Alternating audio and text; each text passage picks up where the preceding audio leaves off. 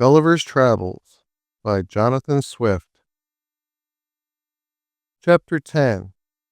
The Author's Economy and Happy Life among the Houyhnhnms. His great improvement in virtue by conversing with them. Their conversations. The author has notice given him by his master that he must depart from the country. He falls into a swoon for grief, but submits.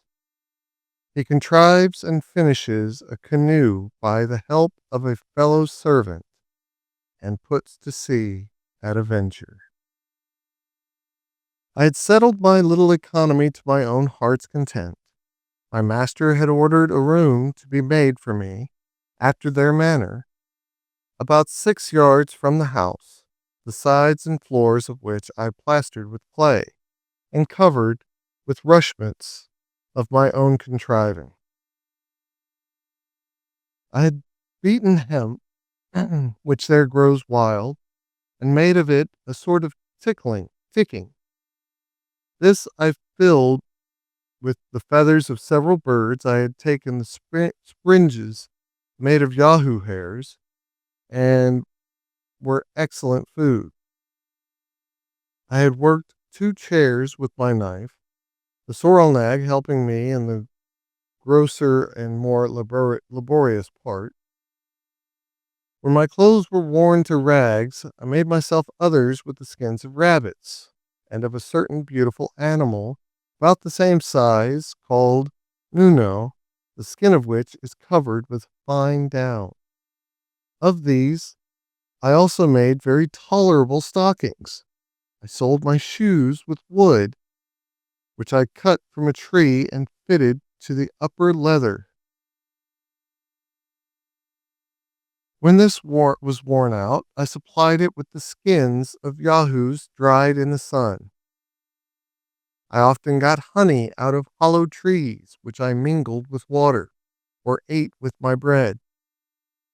No man could more verify the truth of these 2 maxims, that nature is very easily satisfied, and that necessity is the mother of invention. I enjoyed perfect health of body and tranquility of mind. I did not feel the treachery or inconstancy of a friend, nor the injuries of a secret or open enemy. I had no occasion of bribing, flattering, or pimping to procure the favor of any great man, or of his minion. I wanted no fence against fraud or oppression. Here was neither physician to destroy my body, nor lawyer to ruin my fortune, no informer to watch my words and actions, or forge accusations against me for hire. Here were no givers, censures, backbiters, pickpockets, highwaymen, housebreakers, attorneys, bawds, buffoons, gamesters, politicians, wits, splenetics, tedious talkers, controverts, ravishers, murderers, robbers, virtuosos, no leaders or followers of party and faction, no encouragers to vice by seducement or examples, no dungeon, axes, gibbets, whipping posts or pillories, no cheating shopkeepers or mechanics, no pride, vanity, or affectation, no fops, bullies, drunkards, strolling whores or poxes, no ranting, lewd, expensive wives, no stupid, proud pedants, no importunate, overbearing, quarrelsome, noisy, roaring, empty, conceited, swearing companions, no scoundrels raised from the dust upon the merit of their vices, or nobility thrown into it on account of their virtues. No lords, fiddlers, judges, or dancing masters. I had the favor of being admitted to several Houyhnhnms who came to visit or dine with my master, where his honor graciously suffered me to wait in the room and listen to their discourse. Both he and his company would often descend to ask me questions and receive my answers. I had also sometimes the honor of attending my master in his visits to others. I never presumed to speak except in answer to a question. And then I did it with the inward regret because it was a loss of so much time for improving myself. But I was infinitely delighted with the station of an humble auditor in such conversations, where nothing passed but was what was useful expressed in the fewest and most significant words, where, as I have already said, the greatest decency was observed, without the least degree of ceremony, where no person spoke without being pleased himself and pleasing his companions, where there was no interruption, tediousness, heat, or difference of sentiments. They have a notion that when people are met together, a short silence does much improve conversation. This I found to be true, for during those little intermissions of talk, new ideas would arise in their minds, which very much enlivened the discourse. Their subjects are generally on friendship and benevolence, on order and economy, sometimes upon the visible operations of nature, or ancient traditions, upon the bounds and limits of virtue, upon the unerring rules of reason, or upon some determinations to be taken at the next great assembly, and often upon the various excellences of poetry. I may add, without vanity, that my presence often gave them sufficient matter for discourse, because it afforded my master an occasion of letting his friends into the history of me and my country, upon which they were all pleased to dissent, in a manner not very advantageous to humankind. And for that reason I shall not repeat what they said, only I may be allowed to observe that his honor, to my great admiration, appeared to understand the nature of Yahoos much better than myself. He went through all of our vices and follies, and discovered many, which I had never mentioned to him, by only supposing what qualities a Yahoo of their country, with a small proportion of reason, might be capable of exerting, and concluded with too much probability how vile as well as miserable such a creature must be. I freely confess that all the little knowledge I have of any value was acquired by the lectures I received from my master, and from hearing the discourse of him and his friends, to which I should be prouder to listen than to dictate to the greatest and wisest assembly in Europe.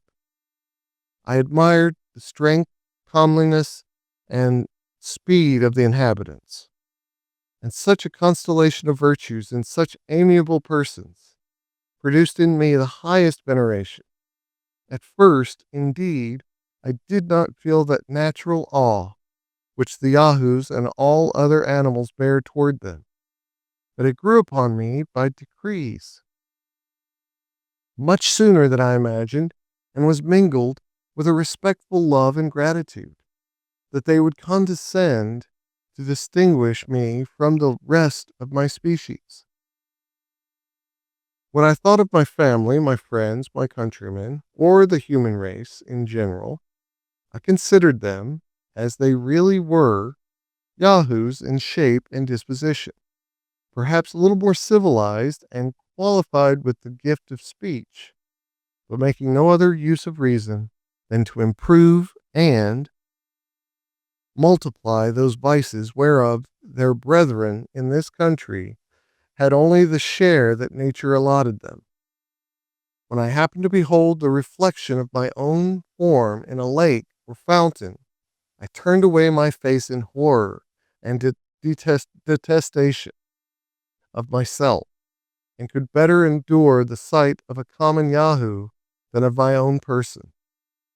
By conversing with the Houyhnhnms and looking upon them with delight, I fell to imitate their gait and gesture, which has now grown into a habit, and my friends often tell me in a blunt way that I trot like a horse, which, however, I take for a great compliment. Neither shall I disown that in speaking I am apt to fall into the voice and manner of the Houyhnhnms, and hear myself ridiculed on that account without the least mortification. In the midst of all this happiness, and when I looked upon myself to be fully settled for life, my master sent for me one morning a little earlier than his usual hour. I observed by his countenance that he was in some perplexity, and at a loss how to begin what he had to speak. After a short silence, he told me he did not know how I would take what he was going to say, that in the last General Assembly, when the affair of the Yahoos was entered upon, the representatives had taken offense at his keeping a Yahoo, meaning myself, in his family, more like a Houyhnhnm than a brute animal. That he was known frequently to converse with me, as if he could receive some advantage or pleasure in my company. That such a practice was not agreeable to reason or nature, or a thing ever heard of before among them. The assembly did therefore exhort him either to employ me like the rest of my species, or command me to swim back to the place whence I came. That the first of these expedients was utterly rejected by all the Houyhnhnms who had ever seen me at his house or their own. For they alleged that because I had some rudiments of reason added to the natural privity of those animals, it was to be feared I might be able to seduce them into the woody and mountainous parts of the country, and bring them in troops by night to destroy the Houyhnhnms' cattle, as being naturally of the ravenous kind, and averse from labor. My master added that he was daily pressed by the Houyhnhnms of the neighborhood to have the assembly's exhortation executed, which he could not put off much longer. He doubted it would be impossible for me to swim to another country, and therefore wished I would contrive some sort of vehicle, resembling those I had described to him, that might carry me on the sea, in which work I should have the assistance of his own servants, as well as those of his neighbors. He concluded that for his own part, he could have been content to keep me in his service as long as I had lived, because he found I had cured myself of some bad habits and dispositions, by endeavoring, as far as my inferior nature was capable, to imitate the Houyhnhnms. I should here observe to the reader that a decree of the General Assembly in this country is expressed by the word naulin, which signifies an exhortation, as near as I can render it. For they have no conception of how a rational creature can be compelled, but only advised or exhorted, because no person can disobey reason without giving up his claim to be a rational creature. I was struck with the utmost grief and despair at my master's discourse, being unable to support the agonies I was under. I fell into a swoon at his feet. When I came to myself, he told me that he concluded I had been dead, for these people are subject to no such imbecilities of nature. I answered in a faint voice that death would have been too great a happiness, that although I could not blame the assembly's exhortation, or the urgency of his friends, yet in my weak and corrupt judgment, I thought it might consist with reason to have been less rigorous, that I could not swim a league, and probably the nearest land to theirs might be distant above 100, that many materials necessary for making a small vessel to carry me off were wholly wanting in this country, which, however, I would attempt in obedience and gratitude to his honor, although I concluded the thing to be impossible, and therefore looked on myself as already devoted to destruction. That the certain prospect of an unnatural death was the least of my evils. For, supposing I should escape with life by some strange adventure, how could I think with temper of passing my days among Yahoos, and relapsing into my old corruptions, for want of examples to lead and keep me within the paths of virtue? That I knew too well upon what solid reasons all the determinations of the wise Houyhnhnms were founded, not to be shaken by arguments of mine, miserable Yahoo, a miserable Yahoo. And therefore, after presenting him with my humble thanks for the offer of his servant's assistance in making a vessel, and desiring a reasonable time for so difficult a work, I told him I would endeavor to preserve a wretched being, and if ever I returned to England, was not without hope of being useful to my own species by celebrating the praises of the renowned Houyhnhnms, and proposing their virtues to the imitation of mankind. My master, in a few words, made me a very gracious reply, allowed me the space of 2 months to finish my boat, and ordered the sorrel nag, my fellow servant, for so at this distance I may presume to call him, to follow my instruction, because I told my master that his help would be sufficient, and I knew he had a tenderness for me. In his company, my first business was to go to that part of the coast where my rebellious crew had ordered me to be set on shore. I got upon a height, and looking on every side into the sea, fancied I saw a small island toward the northeast. I took out my pocket glass, and could then clearly distinguish it above 5 leagues off, as I computed. But it appeared to the sorrel nag to be only a blue cloud, for as he had no conception of any country beside his own, so he could not be as expert in distinguishing remote objects at sea as we who so much converse in that element. After I had discovered this island, I considered no further, but resolved it should, if possible, be the first place of my banishment, leaving the consequence to fortune.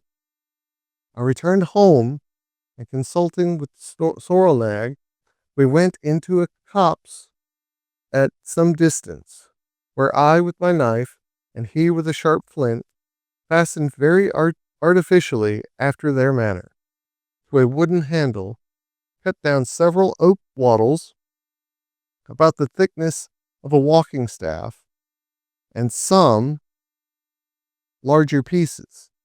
But I shall not trouble the reader with a particular description of my own mechanics. Let it suffice to say that in 6 weeks' time, with the help of the sorrel nag, who performed the parts that required most labor, I finished a sort of Indian canoe, but much larger, covering it with the skins of Yahoos, well stitched together with the hempen threads of my own making.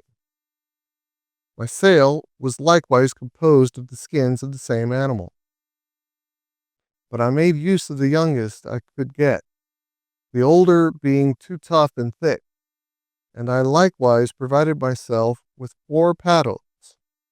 I laid in a stock of boiled flesh, of rabbits and fowls, and took with me 2 vessels, one filled with milk and the other with water.